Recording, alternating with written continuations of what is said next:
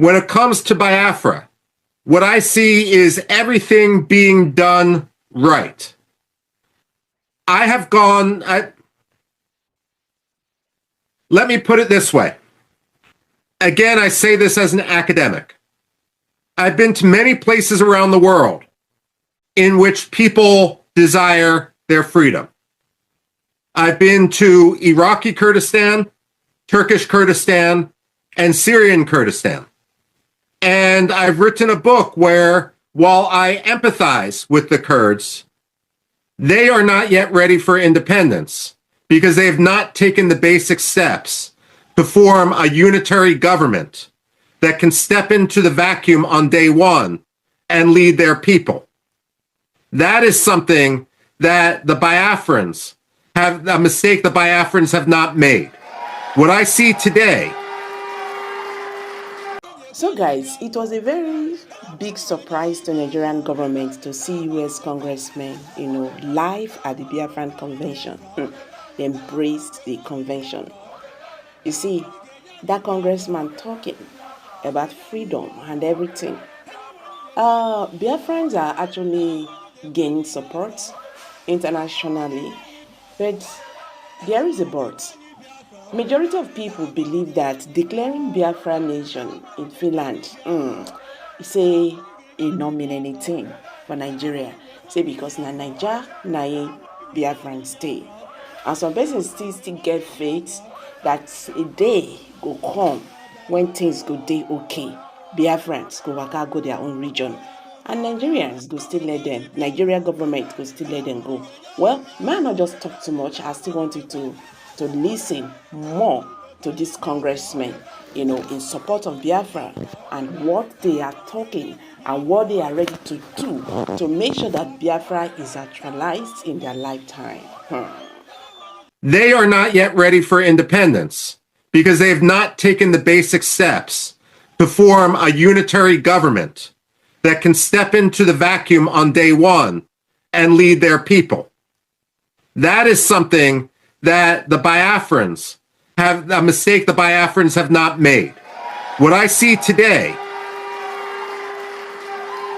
with the organization of the Biafrans has been absolutely and completely admirable. You are not simply symbolically declaring independence. You are setting in motion a government which can take over all functions of the government. Now, some people may complain that Biafra now has its own army, and they may say that is a terrorist action. They are wrong. It is the job of any government to monopolize the use of force within its territory. The Nigerian army is the occupying army right now. Its job is not to monopolize the use of force within Biafra, because they have shown when they use force, they use it not for security, but to perpetrate insecurity. They use it to murder, they use it to rape, they use it to charter buses, to bring in militias, so that naive people may believe that they have nothing to do with what is going on in the region. Now, I'm a historian by training, which means I get paid to predict the past. Also, speaking of pay, let me be clear. I am receiving nothing for my advocacy for Biafra.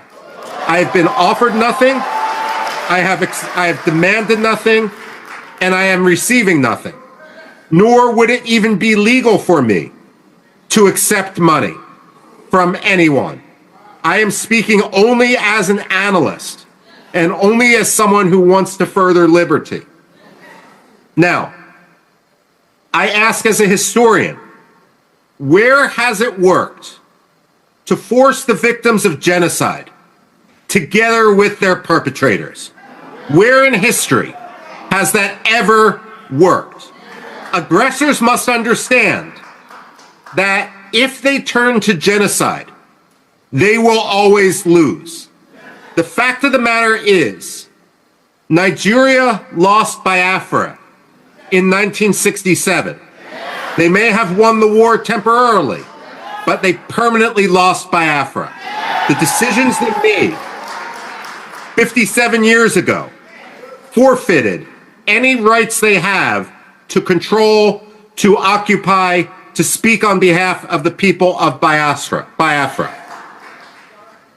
Let me conclude by saying, as an analyst again, I don't think the United States will be the first country to recognize Biafra.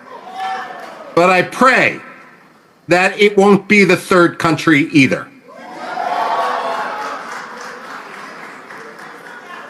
Biafra to move from Finland and to lobby vociferously night and day in order to ensure that the African Union recognizes that Biafra is already more organized, already more capable of statehood, already will have a higher standard of living, already will be at peace with itself and its neighbors more than many other African countries.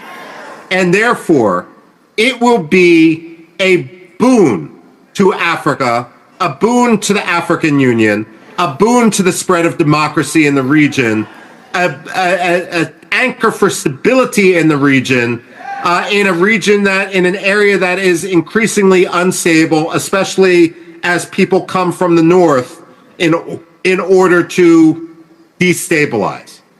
So let me conclude by saying with my very short remarks that I wish I could be with you there today. Family prevented me from coming, but I admire what you're doing, I follow what you're doing, and I pray for what you're doing. Long live Biafra. And the European colonists was not only the right thing to do and the moral thing to do, but in the interest of the United States, which at the time had been competing with the Soviet Union for influence in Africa and throughout the world. Similarly, in this new age of great power competition, the United States has an obligation to support the new African independence movements of the 21st century and put an end to the legacy of neocolonialism in Africa.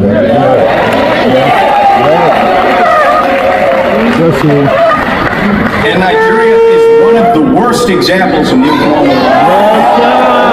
You said it all. You said it all. You said it all. And the rise of Biafra will put an end to this nonsense.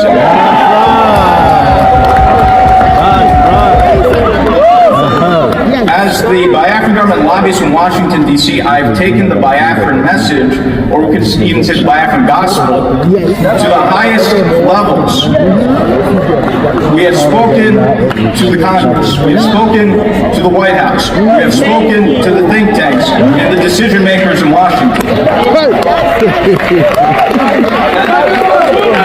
As the finance minister said, we have met with and presented the Biafra Charter to the Speaker of the House of Representatives, Mike Johnson, the third highest level official in the United States government. And we've met with many members of Congress. The results have been overwhelmingly positive.